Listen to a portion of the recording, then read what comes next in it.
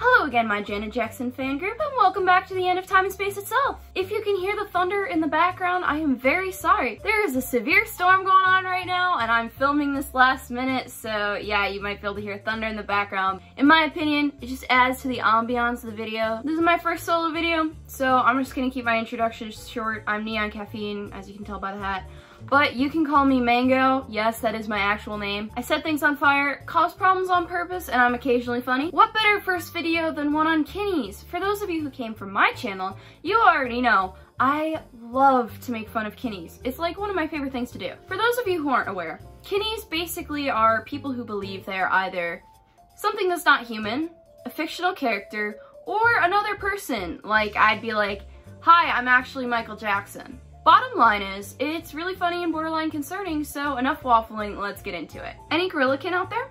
I'm wolfkin and dogkin, but I've been struggling to identify what else I'm feeling. My last guess was hedgehog, which didn't really make sense, and I came to the inevitable conclusion that that wasn't right. Now I'm questioning a gorilla, which feels so right and matches my mannerisms and parts of my psychology. So my question is, are there any gorilla apekin out there who could help me out in identifying if I'm a gorilla? My man, if you are literally asking Reddit whether you should identify as a gorilla or not, you need to reevaluate your life. Whenever I feel bad about myself, which is, you know, a lot because I'm a narcissistic idiot who doesn't have much to be proud of, I like to look at stuff like this and feel a little bit better about myself. Otherkin and mental health neurodivergent. Have you ever had your otherkin identity challenged by a mental health professional? Some will say it's a form of possible dissociation, yet still not diagnose that. Many otherkin I meet are autistics. Wow, a crossover between mental health and thinking you're an inanimate object? I could not have seen this coming. I am myth. This post is hard for me to write. Everything I'm going to say is a lot.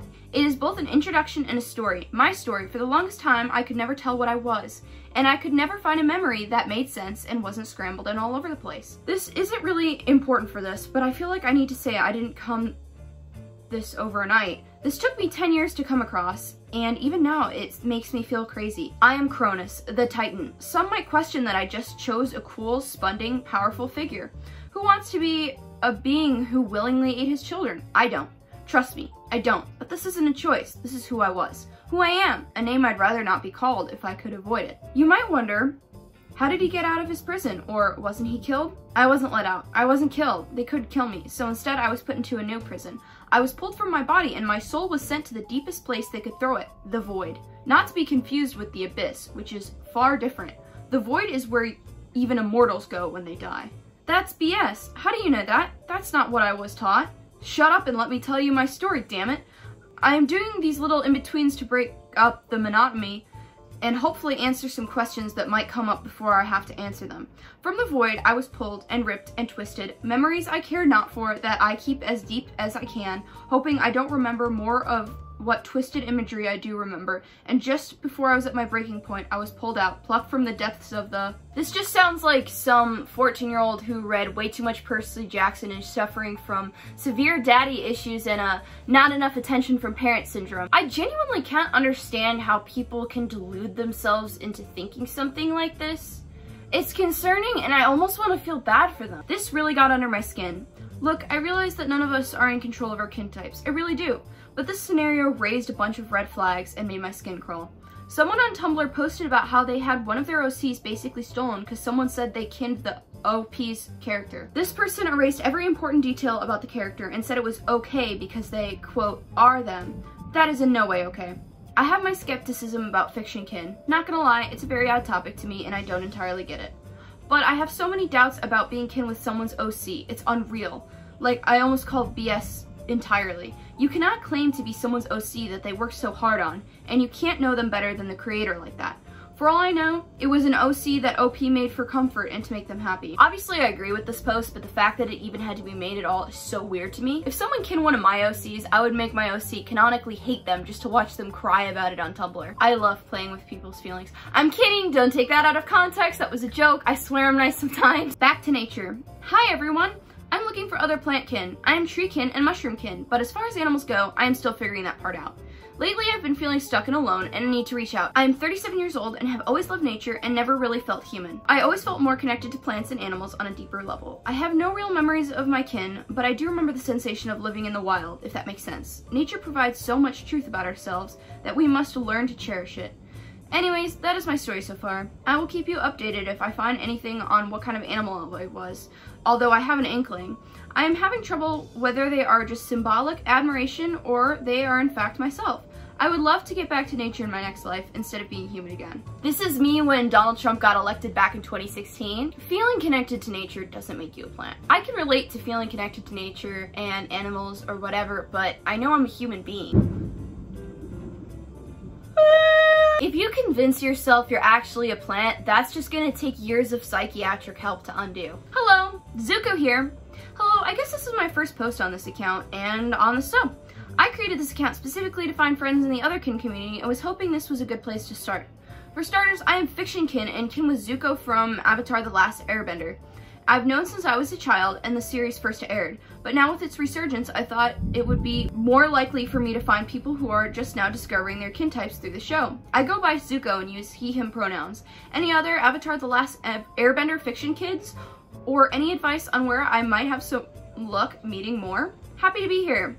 You do realize we live in a society, right? Can you explain how you've literally known you were a made-up character since you were a kid? Because I'd love to hear it. What's the difference between identifying as cat gender and being a cat otherkin? Cat gender was this gender created by someone not long ago, and it's a gender used by people who identify themselves with cats. Is this not the same as being a cat otherkin, and how is identifying as a cat categorized as a gender?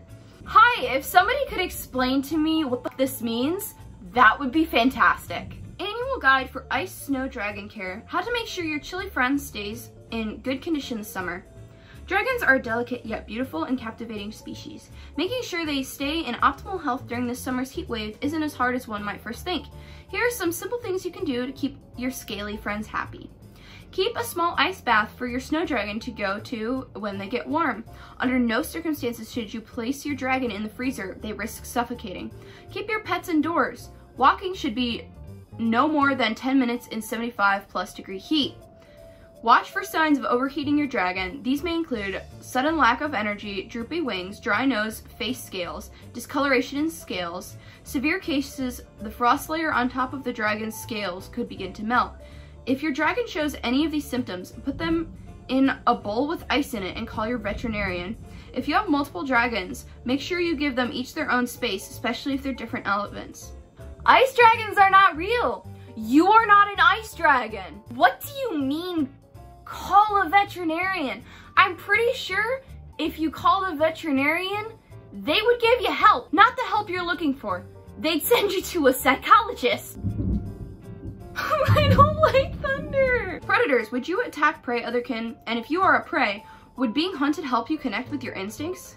Wow, okay, I must have missed this question on the BDSM test. Would Neanderthal kin or any sort of extinct human kin type be considered Therian or otherkin? I'm 17 and have only recently realized that I'm otherkin. I probably would have realized sooner, but for a long time, I thought otherkin were all insane, cringy kids trying to convince everybody that they were literal animals, a belief I've fortunately outgrown. I'm not sure what my kin type is yet. I've got a general idea, just trying to narrow it down, and I think I might have multiple due to a lot of conflicting experiences I've had, but for the most part, I think one of my kin types could be a Neanderthal. You know what? You're so valid, I genuinely do see you as...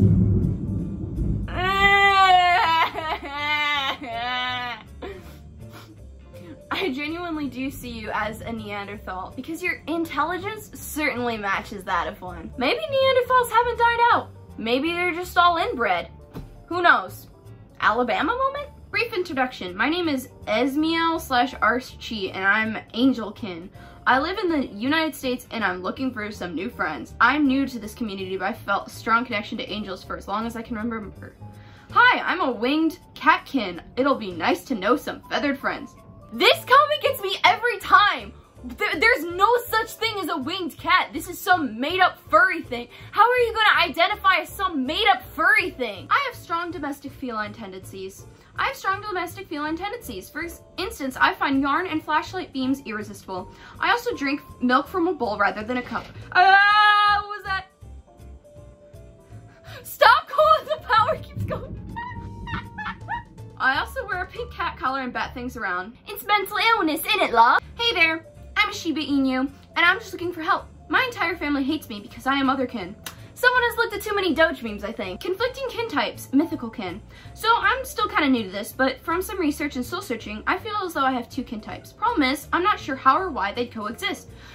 I feel as though I'm part vampire, but also part mermaid. From lore, it seems as if these two wouldn't cross paths, and it is said vampires cannot cross running water. So does anyone have a possible explanation for this? The explanation for this could probably be given by a psychologist. Any YouTubers related to bears?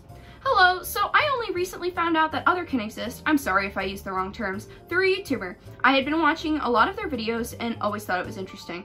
I don't know why, but I always assumed it was always wolves and never any other animal. I've always described myself as a bear. If people ask about myself, I say I'm basically a bear.